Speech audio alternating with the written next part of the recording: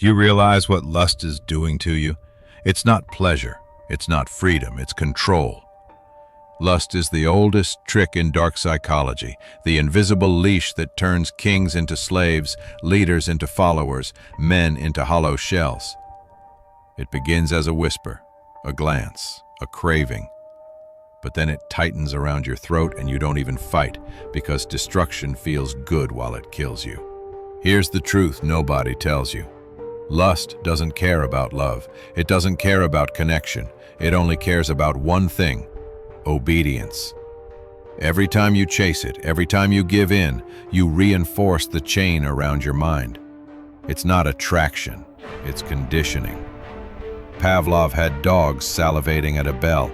Lust has you salivating at an image, a memory, a fantasy. You think you're in control? You're not. You're reacting exactly as it wants. You're the puppet. And the cruelest part? Lust disguises itself as power. It makes you believe you're conquering when in reality you're being conquered.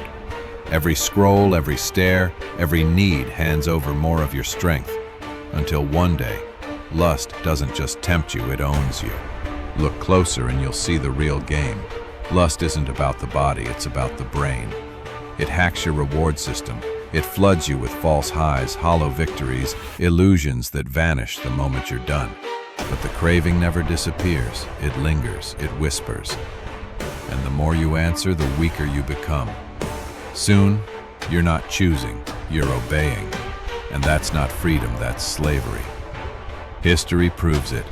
Men with kingdoms lost everything to lust. Soldiers betrayed oaths. Families collapsed. Ambitions rotted in fire. And all for what? A fleeting rush that left them emptier than before.